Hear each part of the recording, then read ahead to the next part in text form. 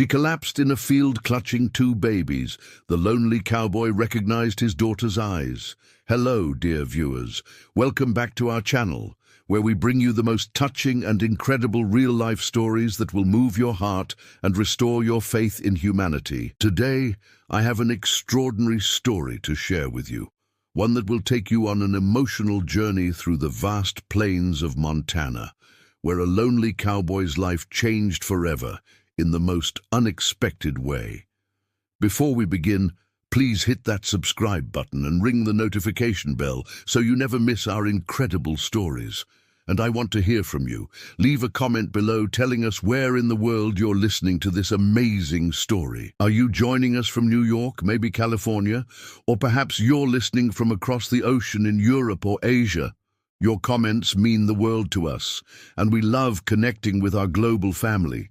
Now, settle in as I tell you about Ezra Blackstone, a man whose heart was about to be shattered and then miraculously healed in ways he never imagined possible. My name is Ezra Blackstone, and I've spent the last 15 years of my life trying to forget the worst day that ever happened to me.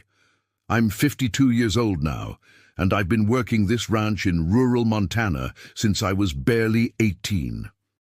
The Rolling Hills Ranch stretches for miles across the valley with nothing but endless grassland, cattle, and the occasional coyote to keep me company. It was a Tuesday morning in early September when my world changed forever. The autumn air was crisp, carrying the scent of hay and that particular smell of approaching winter that every rancher knows by heart. I was riding my horse, Thunder, checking the fence lines in the eastern pasture when I saw something that made my blood run cold. There, collapsed in the tall grass about 200 yards from the main road, was a young woman. Even from a distance, I could see she wasn't moving. My heart pounded as I spurred Thunder into a gallop, praying I wasn't too late to help whoever it was.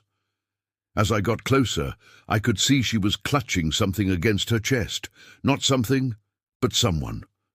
Two tiny bundles wrapped in what looked like hospital blankets. Babies, two babies. I dismounted quickly, my boots hitting the ground with a thud that seemed to echo across the empty field. The woman looked to be in her early 20s, with long brown hair matted with sweat and dirt. Her clothes were wrinkled and stained, like she'd been traveling for days. But it was her face that stopped me cold.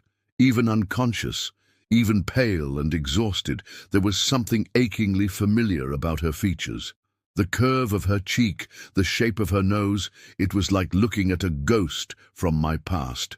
"Mom, Mom, can you hear me?" I called out, kneeling beside her. She stirred slightly, and that's when I saw them, her eyes. Brown eyes with flecks of gold, exactly like the ones I used to see in my bathroom mirror every morning, exactly like the ones I remembered from the daughter I'd lost touch with 17 years ago. My hands trembled as I reached for my phone, dialing 911 with shaking fingers. The babies, both girls, I could see now, were breathing but clearly needed medical attention. They couldn't have been more than a few weeks old. And 911, what's your emergency? I need an ambulance at Rolling Hills Ranch, eastern pasture near Route 43. I found a young woman collapsed with two infants. They're all alive, but need immediate medical attention. As I waited for help to arrive, I couldn't stop staring at the woman's face. The last time I'd seen my daughter Sarah, she was 5 years old, crying in the back seat of her mother's car as they drove away from our old house in Billings. Her mother, Rebecca, had decided she couldn't handle the ranch life anymore, couldn't handle being married to a man who spent more time with cattle than with his family. I'd tried to maintain contact, sent letters and birthday cards, but Rebecca had made it clear she wanted a clean break. Eventually, the letters came back unopened, and I'd been forced to accept that my little girl was gone forever. But now, looking at this young woman's face, I felt a flutter of impossible hope in my chest. Could it be? Could this really be Sarah? The ambulance arrived within 20 minutes, followed by Sheriff Martinez, who I'd known for over a decade. As the paramedics worked on the woman and the babies, I pulled him aside. "Tom, I think." "I think this might be my daughter," I whispered, my voice cracking with emotion. He looked at me with concern. "Ezra, you haven't seen Sarah since she was a little kid. How can you be sure?" "Those eyes, Tom, they're identical to mine. And look at her. She's got my mother's nose, my father's chin. I know it sounds crazy, but I feel it in my bones." The paramedics loaded all three of them into the ambulance, and I followed in my truck to St. Mary's Hospital in town. My mind was racing with questions. If this was Sarah, where had she been all these years? Why was she here? And whose babies were these? Chapter 2. Revelations. The hospital waiting room became my second home for the next 3 days. The doctors told me the woman, they still didn't know her name since she hadn't been carrying any identification, was suffering from severe dehydration and exhaustion. The babies were premature twins, probably born just a few weeks ago, and they were fighting for their lives in the NICU. I sat in that uncomfortable plastic chair, drinking terrible coffee and staring at the clock, waiting for her to wake up. Sheriff Martinez had run her fingerprints, but nothing had come up in the system. We were all waiting for her to regain consciousness and tell us who she was. On the third day, I was dozing in the chair when I heard a commotion from her room. I rushed to the doorway and saw her sitting up in bed, looking around frantically. "My babies," she was saying, her voice hoarse and panicked. "Where are my babies?" The nurse was trying to calm her down, but she was inconsolable. That's when she looked up and saw me standing in the doorway. Our eyes met, and I watched as recognition dawned on her face. "Daddy," she whispered, and my heart shattered into a million pieces. I couldn't speak. I just stood there, tears streaming down my face as my daughter, my Sarah, reached out to me with trembling hands. I rushed to her side and pulled her into the gentlest hug I could manage, feeling her shake with sobs against my chest. "I'm so sorry, Daddy," she cried. "I'm so sorry I never contacted you. Mum told me you didn't want to see me anymore, that you had a new family and didn't need me." My heart burned with anger at Rebecca's lies, but I pushed those feelings aside. All that mattered now was Sarah, and those two precious babies fighting for their lives down the hall. "None of that matters now, sweetheart," I whispered into her hair. "You're here and you're safe. That's all that matters." Over the next few hours, Sarah told me her story. After leaving Montana, she and her mother had moved to Chicago, where Rebecca had remarried. Sarah's stepfather had been kind enough, but she'd always felt like an outsider in their new family. She'd gotten pregnant at 19 with a boy who'd abandoned her the moment he found out about the babies.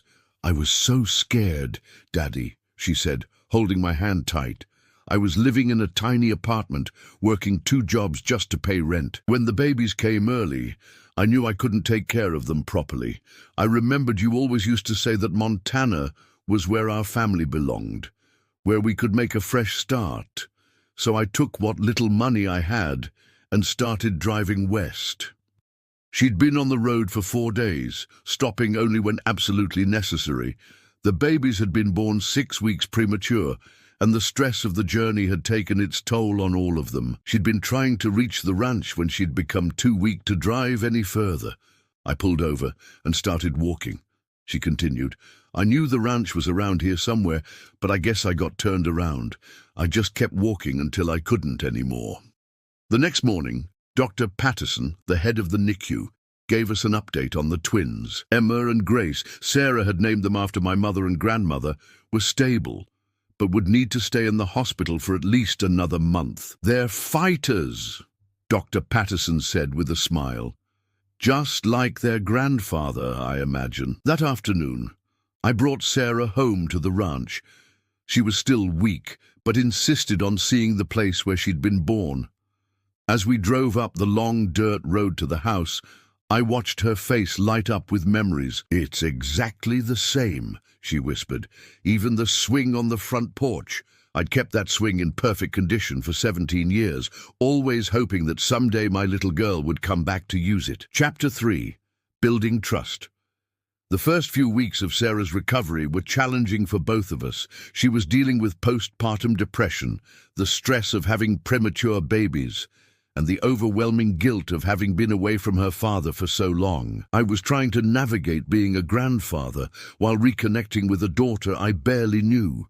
We spent hours sitting on that front porch swing, talking about everything and nothing. Sarah told me about her life in Chicago, about the jobs she'd worked and the dreams she'd had to give up. I told her about the ranch, about the cattle business, about the long, lonely years I'd spent wondering where she was. "And I used to write you letters," she admitted one evening as we watched the sunset paint the sky orange and pink. "Every year on your birthday, every Christmas, I'd write them and then throw them away because I was convinced you wouldn't want to hear from me. I never stopped hoping you'd come back," I told her. "Every time the phone rang, every time I got mail, part of me hoped it would be you." Gradually, she began to open up about her ex-boyfriend, Marcus, who had been the father of the twins. He'd been charming at first, but when she'd told him about the pregnancy, he'd become angry and controlling. When she'd refused to have an abortion, he'd disappeared entirely. "I was so scared to be alone," she said, "but I knew I had to protect Emma and Grace. They deserved better than a father who didn't want them." The twins were doing well in the NICU, gaining weight and growing stronger every day. Sarah spent most of her time at the hospital, and I often found myself driving her back and forth, watching as she bonded with her daughters through the plastic walls of their incubators. One afternoon, while Sarah was with the babies, I was working in the barn when I heard a car pull up outside. I walked out to find a well-dressed man in his 30s standing by an expensive-looking sedan. "Are you Ezra Blackstone?" he asked, his voice aggressive and demanding. "I am." "Who's asking?" "I'm Marcus Williams. I'm looking for Sarah Chen. I heard she might be here." My blood ran cold. This was him, the man who'd abandoned my daughter and grandchildren. Every protective instinct I'd ever had went into overdrive. "She's not here," I said, crossing my arms. "And even if she was, I don't think she'd want to see you. Look, old man, I have rights. Those are my kids she's got, and I want to see them." Where were those rights when she was pregnant and scared? Where were they when she was living in that tiny apartment, working 2 jobs just to survive? Marcus's face darkened. "That's between Sarah and me. Now, where is she?" I stepped closer, using every inch of my 6'2" frame to intimidate him. "You need to leave, now. And if you come back here bothering my family, you'll be dealing with me and the sheriff." He glared at me for a long moment, then got back in his car and drove away. But I had a feeling this wasn't over. Chapter 4. The storm. I didn't tell Sarah about Marcus's visit immediately. She was already stressed enough with the babies, health, and adjusting to life back on the ranch. But 3 days later, he returned, and this time he wasn't alone. I was fixing a section of fence when Sarah came running out of the house, her face white with terror.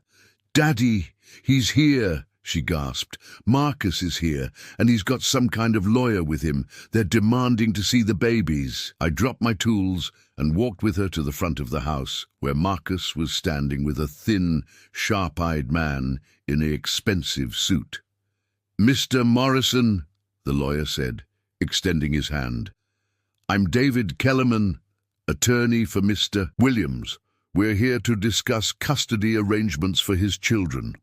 "They're not his children," I said, ignoring his outstretched hand. "He abandoned them and their mother. He has no rights here." "Actually," Kellerman said, pulling out a folder, "Mr. Williams is listed as the father on the birth certificates. He has every legal right to see his children and to pursue custody." Sarah stepped forward, her voice shaking but determined. "I don't want him anywhere near Emma and Grace. He made it clear he wanted nothing to do with us." "That was a mistake," Marcus said, his voice suddenly soft and pleading.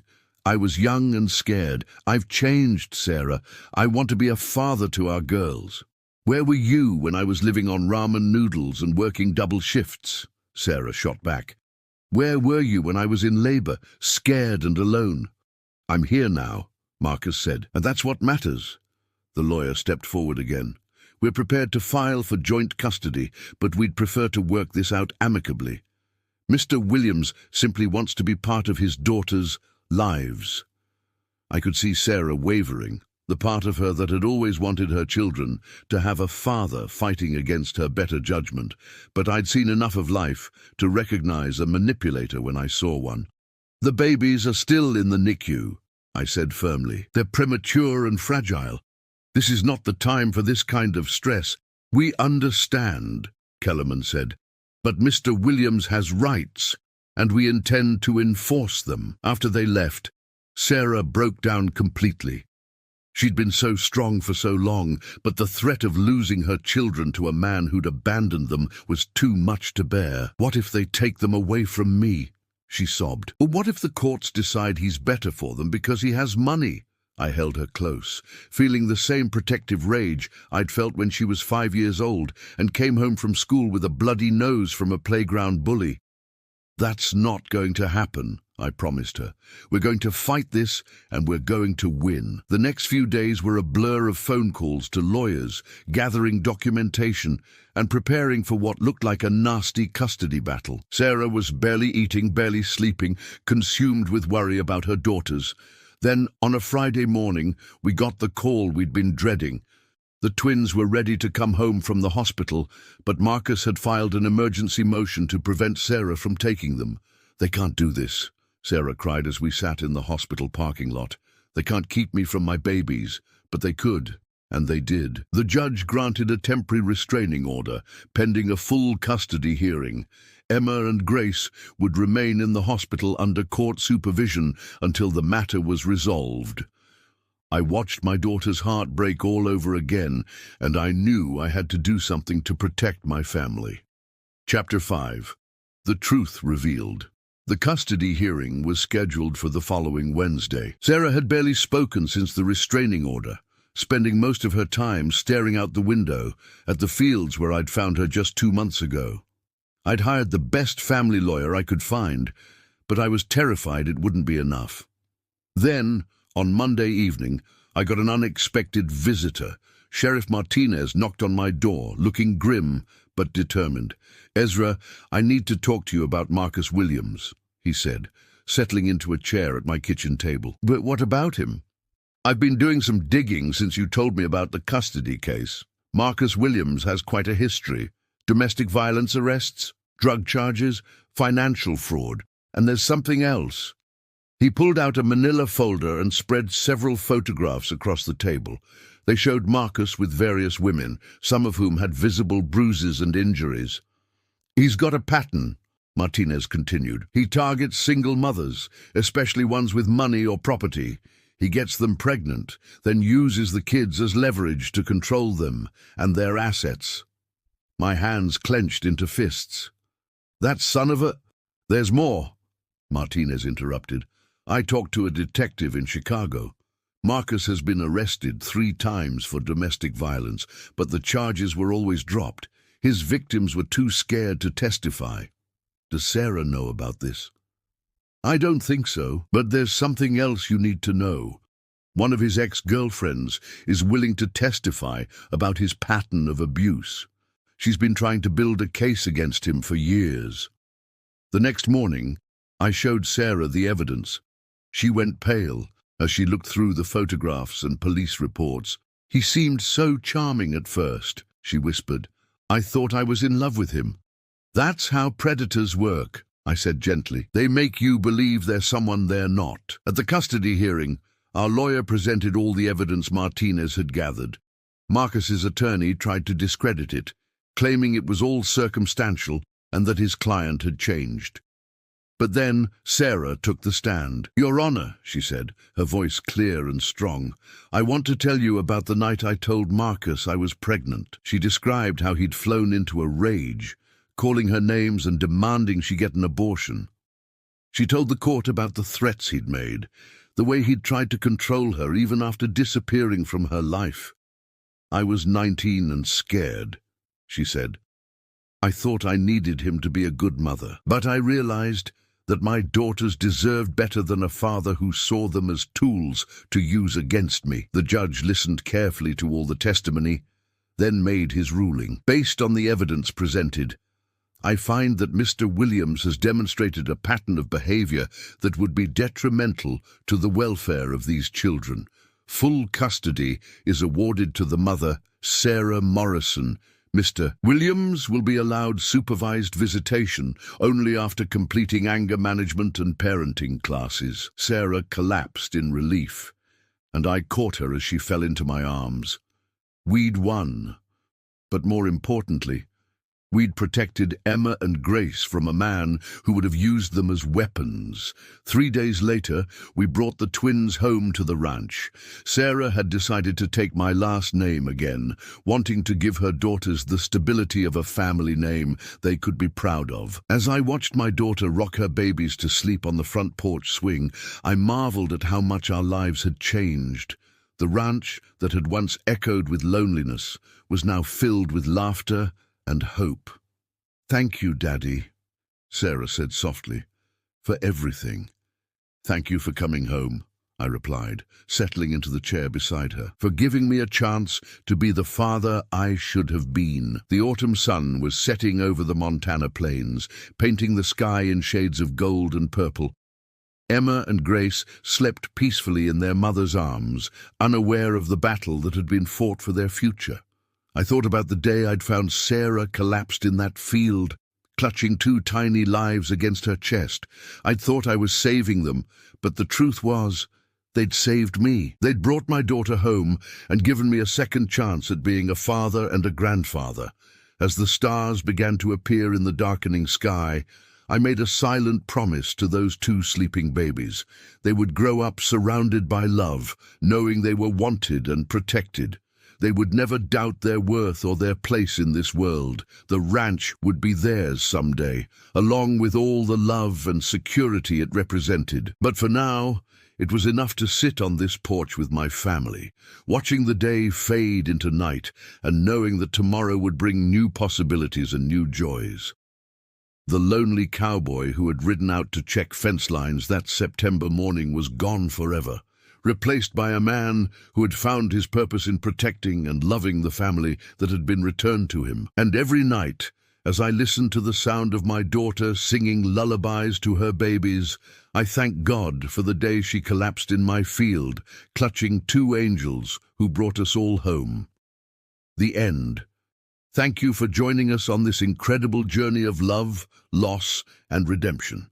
If this story touched your heart, please give it a thumbs up and subscribe to our channel for more amazing real-life stories. And don't forget to tell us in the comments where you're listening from. We love hearing from our viewers around the world. Until next time, remember that sometimes the most broken hearts can be healed by the most unexpected miracles.